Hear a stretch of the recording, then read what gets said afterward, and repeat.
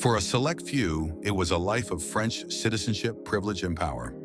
But for the vast majority of Senegalese, French rule meant something else entirely. Their lands were seized for peanut plantations, their sons were conscripted to fight France's wars, and their lives were defined by forced labor. This is the story of the two Senegals created by colonialism and the long, hard fight to make them one. The promise was civilization, equality, and partnership. The reality was exploitation.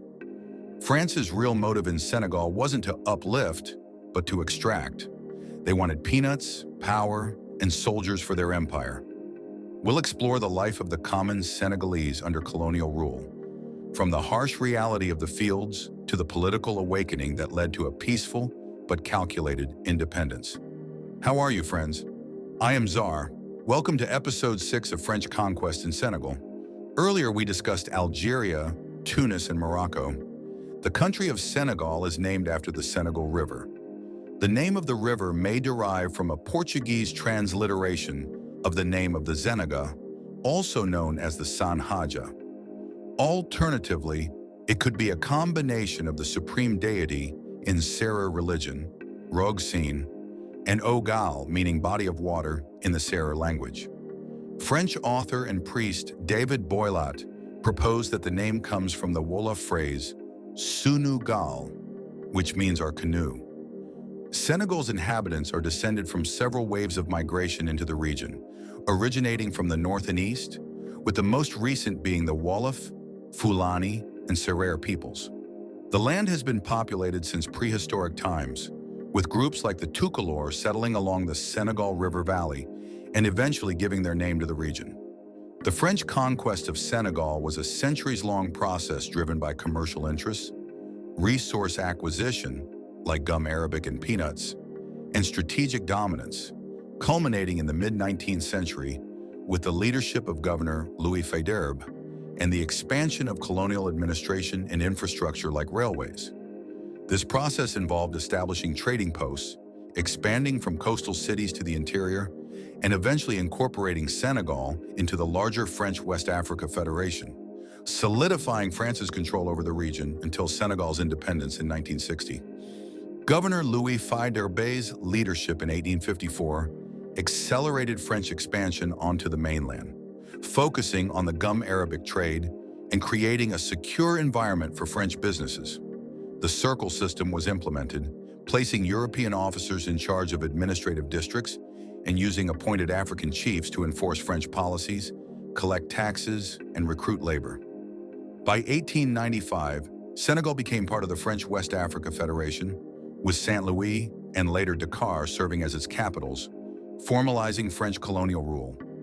Access to Senegal's coastal location and river systems provided strategic advantages for trade with the interior of Africa and for quick access to France. A paternalistic and racist ideology, often termed the white man's burden, provided a moral justification for imperial expansion, claiming a responsibility to civilize and Christianize African populations. While the transatlantic slave trade was abolished in the French colonies in 1848, Senegal continued to be a source of forced labor and raw materials, with the economic system shifting to the mass export of groundnuts after the slave trade ended. During French colonial expansion into Senegal, which began in the 17th century and included periods of conflict for control, the French military used a combination of advanced weaponry and indigenous forces. French soldiers were armed with standard European rifles of the era, such as the chassepot rifle, while their native African allies, including Senegalese Thiaroye, were equipped with varying types of firearms, including the level rifle, by the late 19th century. The French also employed artillery and naval power for sieges and to secure dominance over coastal regions and rivers, which were essential for troop movement and control of trade routes. These were indigenous African infantry, recruited and trained by the French, who formed a core part of the colonial army. They served as riflemen, skirmishers, and sharpshooters, providing essential local knowledge and manpower. The French army combined professional European soldiers, including Marines and artillerymen, with their recruited African forces to create a formidable fighting force. French tactics focused on securing key strategic points, such as coastal cities and river systems, to establish control over trade and expand their influence. The combination of advanced European firearms, artillery, and naval power with the disciplined fighting capabilities of the Senegalese Thiaroye and other colonial troops allowed France to conquer and consolidate its control over Senegal and the broader region. Léopold Sédar Senghor is considered the key figure in Senegal's independence, as he was the first president of the Republic of Senegal in 1960, having led the nation to full independence after it withdrew from the Mali Federation on August 20th, 1960. While nationalism and internal tensions were significant factors driving independence, Senghor's political leadership and advocacy for African culture within a French-African framework were instrumental in the final push for nationhood. Senghor sought a balance between African identity and French civilization, advocating for full rights for African territories, while initially favoring a federal French structure over full independence. Driven by nationalist movements and internal tensions, Senegal eventually moved to claim full independence. Senghor's leadership was crucial in the transition and established a strong foundation for Senegal's subsequent political stability. President Léopold Senghor survived an assassination attempt by Moustapha Lo at the Grand Mosque in Dakar on March 22, 1967. Moustapha Lo, who was allegedly a supporter of former Prime Minister Mamadou Dia, was executed on June 15, 1967. By the late 1870s, all four communes in Senegal, Saint-Louis, Gorée, Dakar, and Rufisque, had adopted the French system of prostitution regulation. Yet it would take another 4 decades for the first brothels to see the light of day in Dakar. Nested in the heart of the French colonial quarter, these houses of prostitution shared a forgotten yet integral feature to the consolidation and maintenance of the colonial order: racial segregation. From their inception in the 1910s through their mandatory closure in 1946, Dakar's brothels were staffed with white French women who serviced European men exclusively. The exclusion of African. Senegalese people also served in the French military, notably in the Senegalese Thiaroye regiments. There were no widespread deaths directly related to Senegal gaining independence in 1960, but a significant, historically suppressed event occurred on December 1st, 1944, the Thiaroye massacre, where the French army killed hundreds of returning Senegalese soldiers protesting for their pay. While French authorities initially claimed 35 deaths, scholars estimate hundreds of soldiers died, and this massacre was only recently acknowledged as a significant event by both France and Senegal's current leadership. Africans born in the four communes, Saint-Louis, Gorée, Dakar, and Rufisque, were known as originaires and were granted the rights of French citizens, a status distinct from that of other colonial subjects.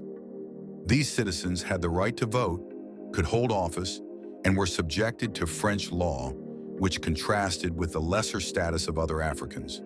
Their citizenship was confirmed by various laws, with a significant expansion occurring in 1916, when the first African deputy to the French Parliament, Blaise Diagne, secured legislation granting all adult male residents of the four communes full French citizenship. The vast majority of Senegalese living outside the four communes were considered subjects of the French Empire, not citizens. These subjects were governed by the indigenat, a system that allowed for arbitrary administrative penalties and a different legal framework from French citizens. Subjects had a generally inferior legal status, lacking the rights and benefits that came with citizenship in the four communes. The differing statuses were rooted in the French policy of assimilation, which aimed to integrate Africans into French culture, though this was largely unsuccessful and applied selectively. The Battle of Dakar, also known as Operation Menace, was an unsuccessful attempt in the September 1940 by the Allies to capture the strategic port of Dakar in French West Africa, modern-day Senegal. It was hoped that the success of the operation could overthrow the pro-German Vichy French administration in the colony and be replaced by a pro-Allied Free French one under General Charles de Gaulle. On the 23rd of September, the Fleet Air Arm dropped propaganda leaflets on the city of Dakar. Then 2 Free French Caudron C-272 aircraft and a ferry Swordfish carrying 3 Free French officers flew off Arc Royal and landed at the airport, but their crews were immediately taken prisoner. On one of the prisoners was found a list of Free French sympathizers in Dakar, whom the Vichy authorities promptly rounded up. A boat with representatives of de Gaulle entered the port but was fired upon.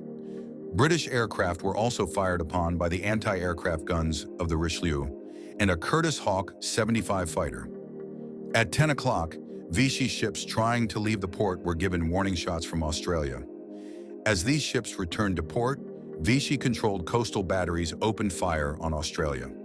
Their guns, which had a range of 14 kilometers, 8.7 miles, were 240mm 50 Model 1902 guns that had come from the Vergniaud, a French semi-dreadnought battleship that had been scrapped in the 1920s. An engagement between the Allied fleet and the batteries continued for several hours. In the afternoon, Australia intercepted and fired on the Vichy destroyer L'Audacieux, setting her on fire and causing her to be beached. Also in the afternoon, an attempt was made to set Free French troops ashore on a beach at Rufisque, to the southeast of Dakar. However, Vichy reconnaissance aircraft spotted the attempted landing, and the attack failed due to fog and heavy fire from strong points defending the beach. General de Gaulle declared he did not want to shed the blood of Frenchmen for Frenchmen and called off the assault. During the next 2 days, the Allied fleet continued to attack the coastal defenses, and the Vichy forces continued to defend them. At first light on the 24th of September, 6 Blackburn skuas set out to bomb Richelieu, but little damage was done. 6 swordfish also attacked the coastal guns, but their attack also caused limited damage. Another 6 swordfish set out to bomb Richelieu, but one was hit by anti-aircraft fire and went down in flames.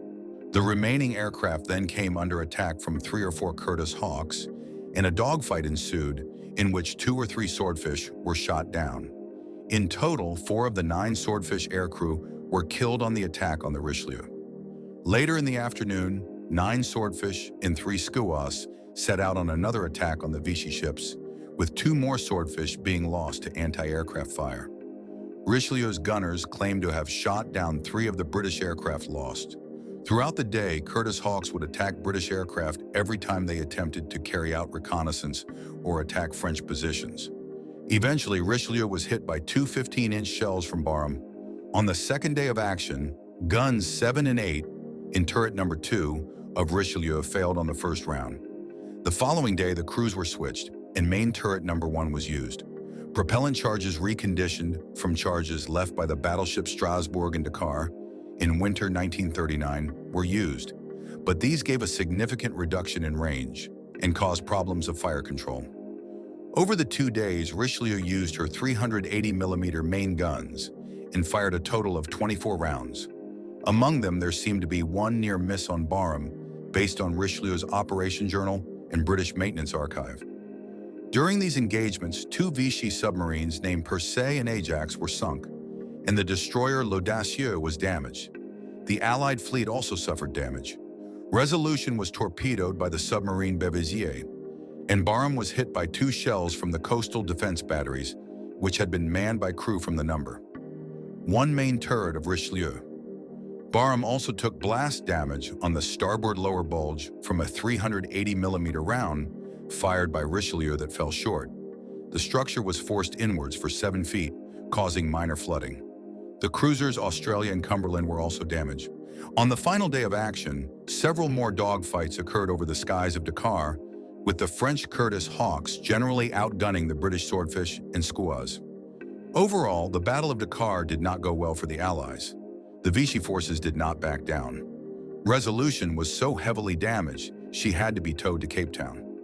In most of this conflict, bombers of the Vichy French Air Force, based in North Africa, bombed the British base at Gibraltar.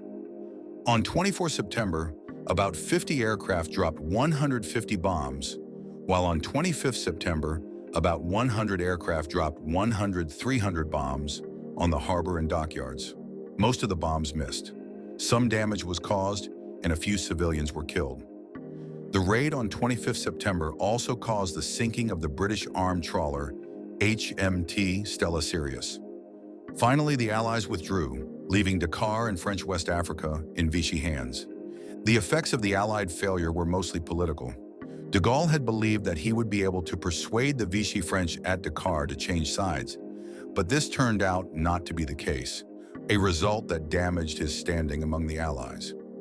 In January 1959, Senegal and the French Sudan merged to form the Mali Federation, which became fully independent on June 20th, 1960, as a result of the independence and the transfer of power agreement signed with France on April 4th, 1960. Due to internal political difficulties, the federation broke up on August 20, 1960. But in April 1959, Senegal and Mali merged into the Mali Federation and declared independence from France in June 1960. Senegal became an independent nation in April 1960. Senegalese people do not automatically hold French citizenship. After gaining independence, Senegal faced significant post-colonial challenges, including a fragile economy dependent on limited export sectors like peanuts and phosphates, high poverty and unemployment rates, and infrastructure deficiencies. Political issues included internal power struggles, a brief move to a one-party system, and a violent separatist movement in the Casamance region. The economy was also heavily impacted by external factors, such as the 1994 CFA franc devaluation. Approximately 160,000 Senegalese immigrants lived in France as of 2020, making it the OECD country most favored by Senegalese migrants. This figure includes legal residents, but does not account for undocumented individuals, joint nationals, or second and third generation descendants. France and Senegal established formal diplomatic relations immediately upon Senegal's independence in August 1960. For decades, they maintained a special relationship marked by significant economic, cultural, and military cooperation. Although this bond has recently been strained by Senegal's push for greater strategic autonomy. A significant aspect of this evolving relationship includes the planned, complete withdrawal of French military forces from Senegal by September 2025. Never a single penny had been paid by France as compensation for what they have done in Senegal. It's not possible to quantify a specific amount of gold looted from Senegal, as the French approach was more about establishing a system of economic dependence and resource extraction that would benefit France over time, rather than a single event of large-scale theft of physical gold from Senegal's land. We conclude our 6th episode of French colonization here. The French colonial era left deep scars, but it couldn't extinguish the Senegalese spirit. Your presence and watching my contents mean a lot of love to me. Kindly keep me motivated with your subscriptions, liking, and commenting. Until the next episode, take care of yourself and see you around soon. Bye-bye.